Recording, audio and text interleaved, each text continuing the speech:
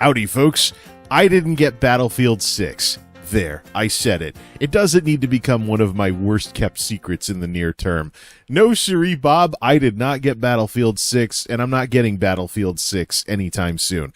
So, if you're looking for somebody to be yet another influencer telling you it's amazing and kicks Call of Duty's ass, there's plenty of other people to watch on YouTube.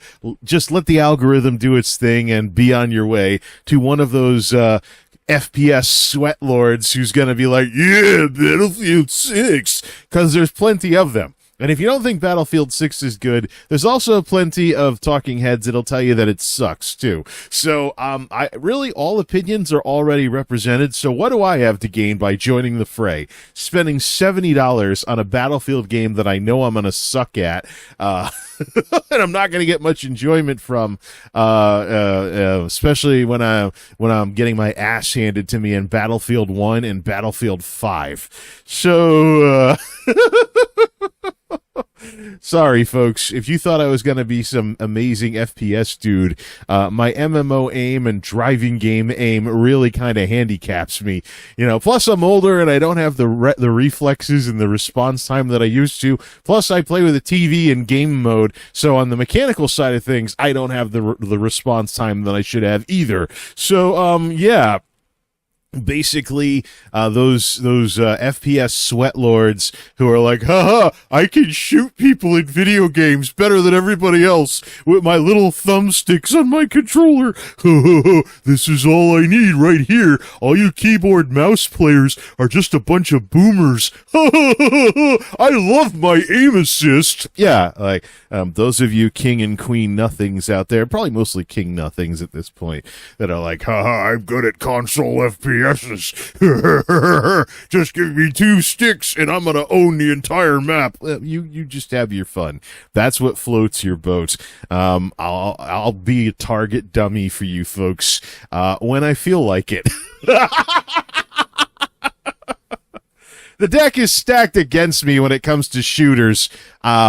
I'm older, so I have crappier reflexes than I did when I was 20-something, like these Zoomers and these kids that are like, I grew up with Call of Duty, I'm gonna beat your ass! Get out of the way, Grandpa! How many more times am I gonna do that? Plus, I use a monitor in game mode, so unfortunately I do not have the response time that I should have, even when I am using keyboard and mouse. Yeah. Totally not my genre. When I play shooter games, it's going to be like, I prefer the historical ones, so I can at least get like a little history out of the deal and stuff like that. And instead of just some sweat lords being like, you know, circle strafing me and then sniping me from like 2 feet away or something because they got all the maps memorized and they hide in some window and, you know, they go from prone to standing up, pop back to prone, like you could actually do that in real life without cracking a rib. Yeah, you know, first-person shooters are not real life. There's all these sweat lords out there that are like, FPS I'm so amazing. Boy, I could do this in real life if I really wanted to. Why didn't I join the army?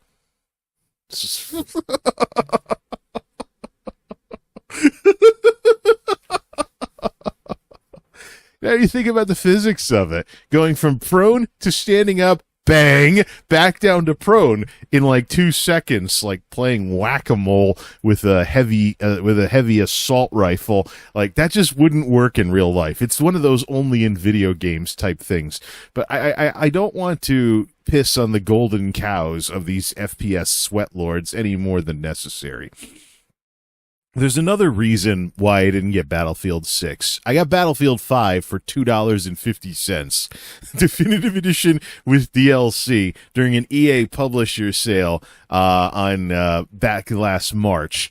Thanks to all those right-wingers that were like, Battlefield 5 is woke. It sucks, and it never got better, even when EA tried to fix it. Thanks to those crybabies, thanks to those right-wing crybabies ruining people's opinions of Battlefield 5, I got it super cheap, and I am going to enjoy my $2.50 modern Zoomer Battlefield shooter game. Well, Battlefield games aren't even shooters anyways. They're more war games in general. When you play as infantry, they're a shooter game. They're an FPS. But I mean, the tanks, the planes, the ships, and stuff like that, the real war, it just, the stuff that lets Battlefield live up to its name. That's why I very much differentiate it from like the Call of Duties and the Medal of Honors and whatever else people can do to play soldier in their spare time while stuffing their face with Doritos and wondering why they get stick drift from all the gunk they get into their thumbsticks. Or maybe they're feeling brave and they're trying to eat Takis or something while poning noobs on Xbox Live. Even that's probably a dated reference nowadays. Well, I'm going to get you with my thumbsticks, Grandpa. Bang! I will lean into the meme that I suck at FPSs.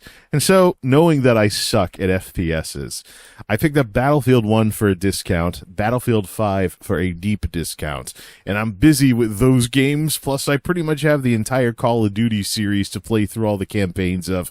I've bought so many $5 and $10 games that I absolutely need to get around to playing, even if it's playing catch-up from like years and years of games that I missed, playing World of Warcraft and Elder Scrolls Online all those years. I just can't for the life of me imagine myself playing Battlefield 6 in its current state as a new game that's probably going to be monetized to, well, from all those bandwagoners and all those young people that just forget that, I realize that it might make me sound like an old boomer to talk like this, but it wasn't that many decades ago that buying games new was a fool's errand. And I've got some show and tell here. You've seen the Battlefield 1942 collection that I have that no longer works, but this was a great example. This was a compilation of Battlefield 1942, the expansion packs, and Battlefield Vietnam.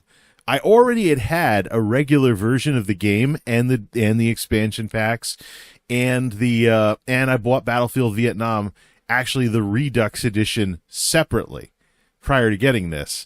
And then I saw this on sale for like $20, and I'm like, you know what? My discs are getting scratched from the disc checks and stuff like that. Why don't I just have one box to keep everything in and stuff like that? And so I got this, and now it doesn't work because of the 2000s copy protection that ruins the games. So, so I went to the abandonware site to reinstall these darn games. I feel so old, man, but these are like 20-plus-year-old Battlefield games now, so it's just weird. I've got this wonderful thing right here, and yet I have to use an abandonware site to play my own games. Sucks, man. On that note, though, while we have Battlefield 1942 here, so, people were complaining about the British mercenary lady in Battlefield 5. She's too much of a Mary Sue, or whatever it was. But, yeah, Battlefield 5 was different. It wasn't as generic World War II as it could have been, because there already was a Battlefield game that was generic World War II, and it was this one. Here's the thing. I just want to bring this up while we're talking Battlefield games here. Battlefield 1942, imagine if, it's already been remade, like Battlefield 1940. There was a remake of the maps in Battlefield Vietnam, and then there was Battlefield 1943. But with how much of a classic this game is, I wouldn't be surprised if EA and DICE kept around the possibility of making an HD remake of this game. Would it be as good as the original? Who knows?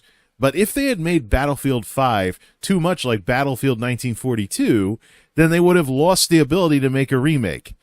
They would have lost the ability to remaster it because there wouldn't have been any point.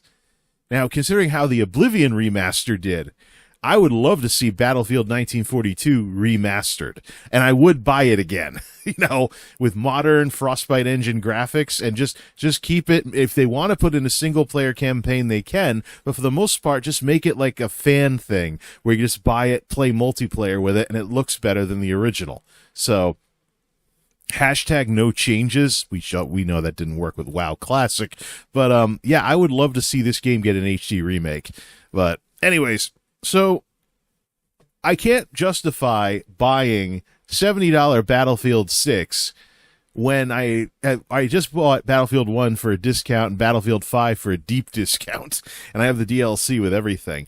But yeah, I mean, I am from the era where buying new games meant you would be paying way too much for way too little. It's not anything new. It didn't start with like greedy DLC or anything like that. It goes back to the PC CD games. Here's Oblivion Game of the Year edition. Now, I had the collector's edition of Oblivion when it first came out, so I paid too much for that. But I got like the Septim coin and the Pocket Guide to the Empire, and it was cool, back then.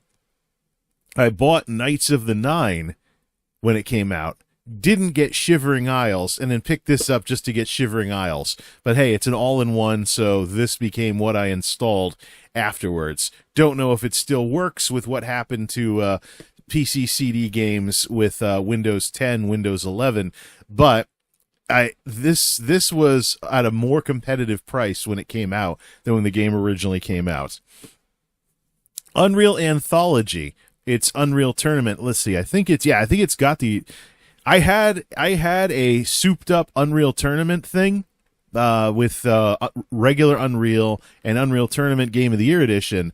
Unreal Anthology has had Unreal Tournament, Unreal 2, and Unreal Tournament 2004. So, this was pretty cool, actually. But I no longer need this because I have the Steam version of some Unreal bundle that gave me all the Unreals plus Unreal Tournament 3. Unfortunately, that was the last Unreal Tournament because Fortnite killed the game shortly afterwards. Rest in peace, Unreal Tournament. We miss you. But those are 3 physical examples of how it wasn't that long ago, in terms of decades at least. You young people weren't around for it and don't have any memories of it. But this whole thing about getting ripped off, buying new games, that's been a thing for a very long time. There have always been like sales and packs and stuff. Well, these kinds of compilations were basically the predecessors to what we now think of with Steam sales. Is it the new games that go on sale with Steam? Nah, it's the games you might have skipped out on that are finally going on sale and blah blah blah. Or maybe there's some game from way back when that you completely forgot about that's now $5 and you're like, I can finally check it out. So you buy it at a Steam sale or something like that. But I just got to say, though, with everybody sounding the funeral bells for consoles because of people saying stuff on the internet, as usual, I do want to throw in, though, that just because I'm from this generation where you bought some compilation to get the best deal on a game you forgot you didn't play when it first came out, just because I'm from this generation doesn't mean this practice has stopped. Prior to making this video, I just purchased Call of Duty World War II. There's yet another Call of Duty sale on Xbox side, and I just picked up the game and all the DLC for like 67% off. So in this day and age of $70 new releases, a $40 classic release, the digital version of it, which now renders my disc copy of Call of Duty World War II obsolete. So I will trade that in and get some trade-in value from it. Now that I also got to get rid of Riders Republic as well. I own that across multiple platforms with multiple DLCs on each. Buying them all when they go on sale. So by the time I'm paying the cost of an overpriced, expensive new release, I have an entire game full of DLCs that I've paid either the same or less on, just because I played something else and didn't try to be trendy and chase after clicks on YouTube by being the first streamer to play a game. Well, there's like early access and there's special sweetheart deals for content creators to bias the reviews and drive up the sales. So if you're not already an established, streamer or whatnot, don't even bother. Save your money. Not much changes. History repeats itself. This was the way it was when I was the Zoomers' age, and nowadays we have console publisher sales that are more aggressive than even Steam sales, acknowledging where Xbox and PlayStation acknowledge the success of Steam and the threat of PC gaming that can go to console type devices in the near future. So we are going from, console wars to platform wars. We already had platform wars, though. Console wars was always a social construct. If you were an Xbox fanboy or a PlayStation fanboy, you've been fed lies for years. PC has always been a competitor. There's some very important things that PC gaming doesn't have, like a baseline for hardware, which can set a baseline for how much it costs to get into it. I'd like to also remind everybody, while we're talking about the changing gaming world and Battlefield 6 and the like, that mobile is something you need to take very, very seriously. The only reason mobile isn't destroying everything right now is because game companies just won't take their own platform seriously, and they're really missing out on a lot. See, do I have it within easy reach? Because you folks know that I've been working on essentially building my own gaming handheld. Let's see. I think I buried it under some of these controllers. There it is. Yeah. So I took a phone. Ooh, dental floss. Yeah, remember to floss, dude. At least I remember to. So I've been trying to build my own gaming handheld with this 8-bit controller thing, and just plop a phone in there, and between the hardware that's getting into mobile, between the hardware getting into mobile and between the hardware that's getting into mobile these days, as well as, let's see, cloud services. If you just want to play a game on your home network at home, when something like Game Pass gives you cloud gaming with games you already own, and there's things like and consoles are streamable to something like this, if you're just playing games around the house, what do you need a gaming handheld for? And here's another thing. When there's a phone that runs a layer that turns Android into SteamOS, what do you need an overpriced gaming handheld for? You're already carrying a phone around. You know how to take care of a phone. Buy another one and plop it into something like this. That sounds cheap. It is cheap. But I can tell you right now, the specs in phones, and this is a cheapo Samsung Galaxy A series, the specs that are in phones these days are basically computer specs from like 10, 15 years ago. When mobile hardware hits a baseline to where you can get like Steam Deck performance out of your phone, what's going to be the point of these gaming handhelds with their terrible battery life and all the heat they generate? That's the thing. I see these people bragging about their Steam Decks. They're playing at 720p 30. Cheap phones are like 800p. Like hardware limitations are the only thing keeping us from running Steam on a phone. Think about it. Imagine if Steam sold a phone, and you could take calls and it ran Steam OS.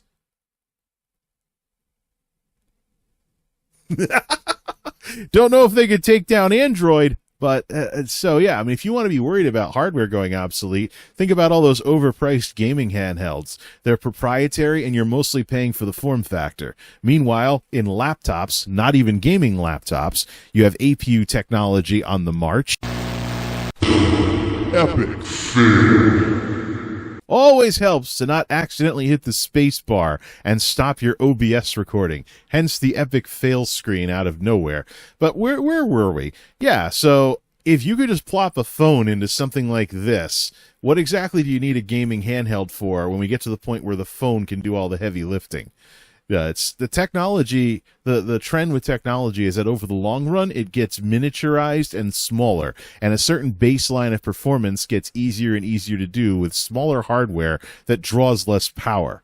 If we want to talk about a device having a limited lifespan, it's not going to be the game consoles. It's going to be your handhelds. So, I've got something kind of like that. I can play video games out in the backyard when I'm out relaxing during warmer weather. So I've got something like this. I've been spending the summer installing a repeater for my home Wi-Fi so I can have max signal when I'm playing games out in the backyard, relaxing in my lawn recliner. So I just unplug it when I come back in the house so people don't mooch my Wi-Fi. Hell, maybe I should put that on the smart network and just ask Google or something to turn on the repeater or something.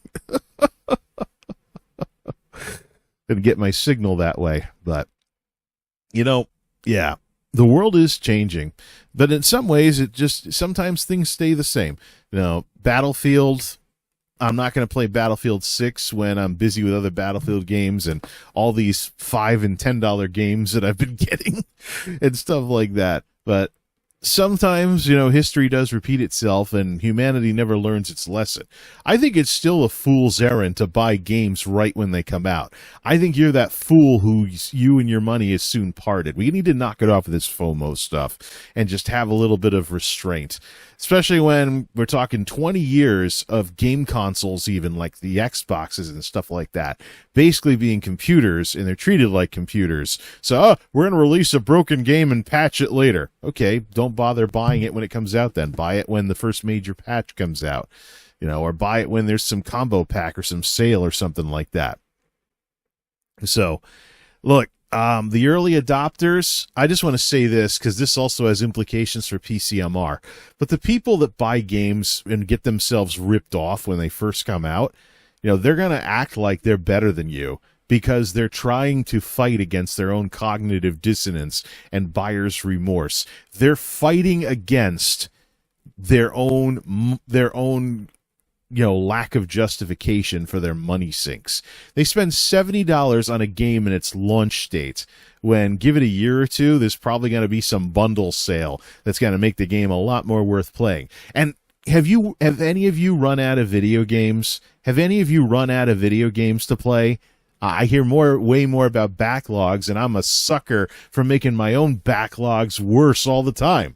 Matter of fact, Call of Duty World War II just made my backlog even bigger because I've got literally the entire historical Call of Duty series that I've since picked up in like $5, $10 sales digitally to play through on Xbox and PC.